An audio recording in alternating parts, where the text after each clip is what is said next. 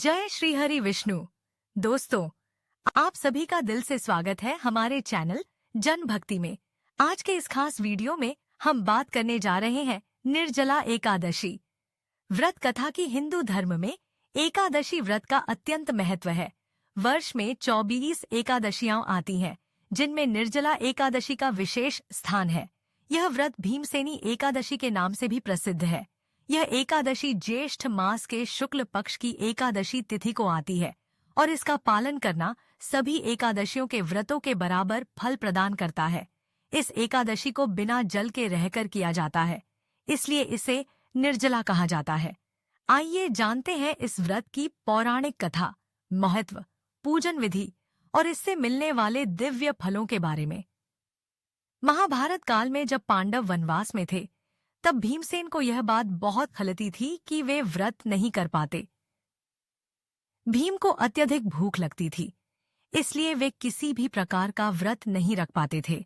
एक दिन उन्होंने महर्षि व्यास से निवेदन किया, भगवान, मैं व्रत नहीं कर पाता, जिससे मुझे चिंता होती है कि मेरे पुण्य कर्म अधूरे रह जाएंगे। कृपया कोई ऐसा उपाय बताएं जिससे मैं सभी एकादशी व्रतों का फल प्राप्त कर सकूं। तब महर्षि व्यास ने कहा, हे भीम, यदि तुम सभी एकादशियों के बराबर फल पाना चाहते हो तो ज्येष्ठ शुक्ल एकादशी का एकमात्र व्रत करो, जिसमें अन्न, जल, फल और अन्न से बनी किसी भी वस्तु का सेवन नहीं करना होता। इस दिन तुम बिना जल ग्रहण किए व्रत रखो। इस व्रत को निर्जला एकादशी कहते हैं और इसका पालन करने से वर्ष भर की सभी एकादशियों का पुण्य प्राप्त होता है। भीमसेन ने व्यास जी की आज्ञा मानी और इस व्रत को बड़ी श्रद्धा से किया। चूंकि यह व्रत अत्यंत कठिन है, अतः इसे भीमसेनी एकादशी के नाम से भी जाना जाने लगा। सभी एकादशियों के बराबर फल। जो भक्त वर्ष भर एकादशी नहीं रख पाते, वे केवल इस एक निर्जला एकादशी व्रत से सभी एकादशियों का पुण्य अर्जित कर सकते हैं। मोक्ष प्रदायिनी एकादशी। इस व्रत को करने से पापों का नाश होता है, पुण्य की प्राप्ति होती है और अंत में मोक्ष की प्राप्ति होती है। दान और पुण्य।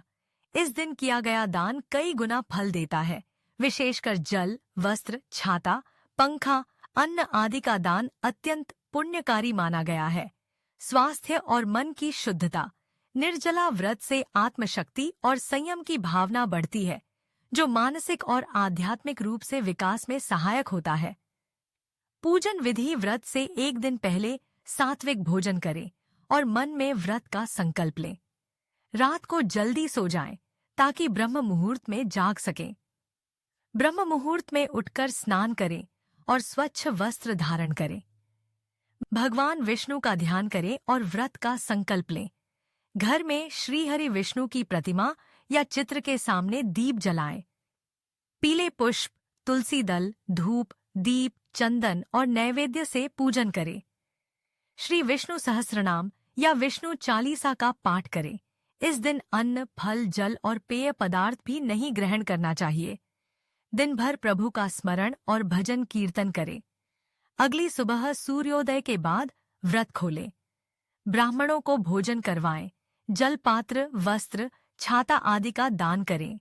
स्वयं भी सात्विक भोजन करके व्रत का पारण करें। व्रत के नियम। व्रत में झूठ बोलना, क्रोध करना और तामसिक भोजन का विचार भी नहीं करना चाहिए। संयमित और सच्चे मन से भगवान विष्णु का स्मरण करते रहना चाहिए। जरूरतमंदों को जल, शरबत, छाता, चप्पल और अन्न का दान करना अत्यंत पुण्यदायी होता है। इस दिन निर्जला एकादशी व्रत कथा का श्रवण एवं पठन करना अत्यंत लाभकारी माना गया है। कथा सुनने से व्रत का फल कई गुना बढ़ जाता है और ईश्वर कृपा सहज प्राप्त होती है। अगर आप भी जीवन में सुख, शांति, मोक्ष और प्रभु की कृपा चाहते हैं, तो इस निर्जला एकादशी व्रत को पूरी श्रद्धा से अवश्य करें। साल में एक दिन कठिन तपस्या करके आप पूरे वर्ष की एकादशियों का पुण्य प्राप्त कर सकते हैं। आज ही संकल्प लें, मैं ज्येष्ठ शुक्ल एकादशी को निर्जला व्रत करूंगी और प्रभु श्रीहरि विष्णु की भक्ति में लीन रहूंगा। अपने परिवार और मित्रों के साथ इस कथा को साझा करें और उन्हें भी इस व्रत के लाभों से परिचित कराएं। अगर आपको यह जानकारी उपयोगी लगी हो तो इस वीडियो को लाइक करें, शेयर करें और चैनल को सब्सक्राइब करें ताकि हम ऐसे और भी धार्मिक विषय आप तक पहुंचा सकें। जय श्री हरि विष्णु।